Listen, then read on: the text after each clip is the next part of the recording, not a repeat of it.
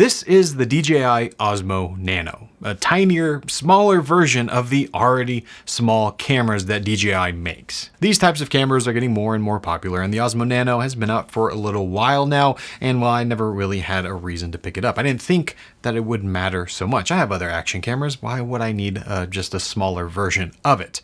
Well, there's a few reasons, 3 exactly, that I have really loved about this camera. Now, real quick, let me just tell you what this camera is. So imagine taking the action series that DJI already makes and shrinking it down as much as you can while still keeping all the benefits that you get from that bigger camera, like a great sensor, like great image quality, great shooting modes, great stabilization, great ecosystem, all of that stuff in a small package. That's what this camera is. And when you look at it, well, Nano really does fit the name. This thing is truly tiny. Typically, when I'm thinking about a camera, the most important thing is image quality, and that's still very important. I'm going to talk about it in a second.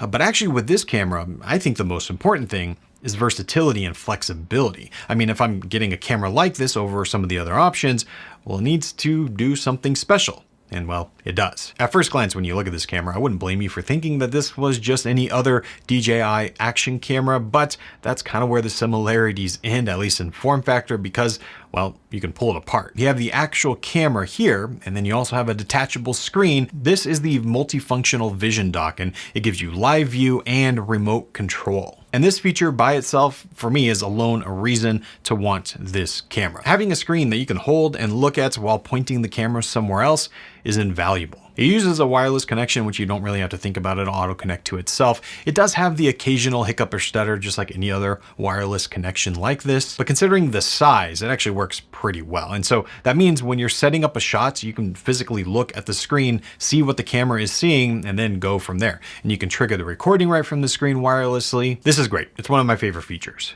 And this also kind of serves as like a docking station, base station for the camera itself because, well, you can recharge the battery through it. If you need a USB port, that's where it comes from. And it just all works. I don't know. It's pretty simple, but also seamless. But on the other side of that, that means that the camera itself is tiny. Now look, DJI isn't the first to this tiny camera world. We've seen it a few different places before. But what I think they did a really good job at is keeping some of those, pro level features that you would hope for from other cameras and keeping them in this small form factor. And so that means you can use this tiny camera for some really interesting shots that are actually useful and usable. And for me, this has really become my like set it and forget it type camera. There's a bunch of different mounting options that are really easy to use because of how light and small it is. Like this one clips onto your hat, for example. So if I'm testing full self-driving, well, this is a perfect view of that angle. Or when I'm on set and want to get some behind the scenes footage, there's this necklace that's magnetic that I can wear under my shirt, and this attaches right to it. And so I can just let it roll while I'm working and you get some behind the scenes footage here. Or like when I'm testing other products, like this is the Also bike, which is super cool, by the way, some content coming on that soon. But I went to test ride this and well, I wanted to record it and I was able to just clip this onto my shirt with just a magnet. It was super easy. The size, the portability, all of this just makes it really easy to kind of stay out of the way. Really, when I think about these types of cameras, what I want is for it to just kind of stay out of the way. I want it to record what I'm doing, but I don't really want to think about it. This is perfect at that, and it's let me get multiple shots where normally I just probably wouldn't pull out a camera, but this is so small and easy, it really does work well. Now, I mentioned this a second ago, but image quality is still extremely important for me because, maybe I'm doing behind the scenes footage or I'm recording for another video and just want to have some POV or whatever the case may be. But if it doesn't look good, I'm just not going to use it. And that's kind of the issue I've had with some of the competitors. You get this really small form factor, but the image just doesn't look good to me. With this though, the Nano, that's not the case. This is using a 1/1.3 inch sensor, which is the same sensor that you see in the DJI Action 5 Pro. So that was just last year's model. We just got the Action 6, but up until just a month ago, that was the latest model DJI was using. So it has that same sensor. And so it's giving really great image quality, and it can shoot 4K at up to 60 frames per second. And it does this with 10-bit color and D-Log M. So pretty much everything I want from an action camera, well, this still has. And while it's giving me footage that I'm actually happy with and that I want to use. A good example is this shot here where I'm testing full self-driving because, you know, a situation like this when you're in the car, this is oftentimes tough for cameras, but this has 13.5 stops of dynamic range. And so that means you can see easily outside of the car, but you can also see inside of the car. The brights aren't too bright and the darks aren't crushed and too dark. And that's the kind of image quality that I want from these types of cameras.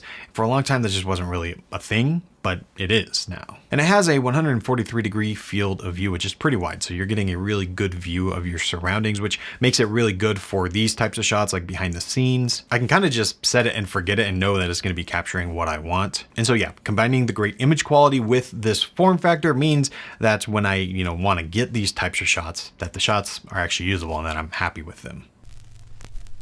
It's hard for me to talk about a DJI product without mentioning ecosystem, but I think it matters a lot here because I think the reason why the camera is the way it is because DJI has been making other cameras for a while now. And so from simple things like it uses the same mount that you are used to. So if you already have other DJI cameras, you can easily magnetically attach this to those mounts. It also has up to 128 gigabytes of internal storage and a micro SD card slot. So you get the best of both worlds. The software it's running is exactly the same as what you have in any other DJI cameras. If you've used that, you're knowing exactly what to do. And it has DJI Osmo audio. So if you have microphone systems like what I use, you can connect them to the camera and automatically sync that right into the file. But what I think really shows here in ecosystem is that you can tell DJI has made other cameras before because they're just able to bring over their sensor technology, their color technology, their wireless connection technology, their screens, the internal storage, everything that they've had in other cameras that they developed there, they're able to just bring here and shrink it down into this form factor,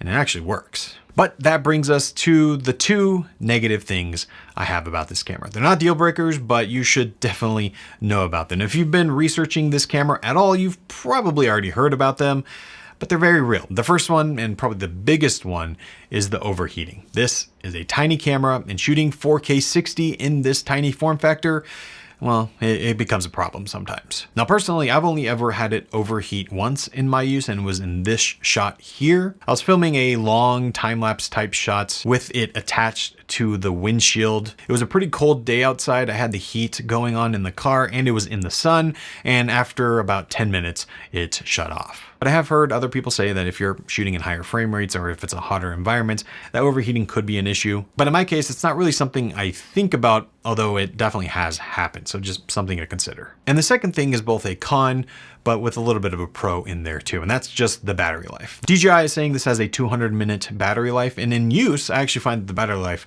is quite good. And when you reconnect it to the little dock here, it'll recharge the Nano part so you can kind of keep going. But you'll notice on the screen here where it tells you the battery life that goes down pretty quickly. The battery life on this is not killer, and well, that's to be expected again with just how small this thing is. But the flip side to that coin is that this thing charges extremely quickly. If you plug it in over USB-C for power delivery, it charges really fast. You can see the percentage going up as it charges. And so for me, it's not really a downside, just something to consider. If you have like a power bank with you, you could go all day, no problem, because it charges that fast. But yeah, when you're shrinking down a camera like this and still wanting to have some of those great pro level features, those are some of the sacrifices that I think you're probably going to have to make. And if you think that they're going to affect you, well, you can decide if that's worth it or not. But when it comes to flexibility, I really love this thing. But yeah, I mean, DJI has been on a bit of a roll lately. I've been trying all their cameras, and at first glance, a lot of them seem kind of like they overlap a lot.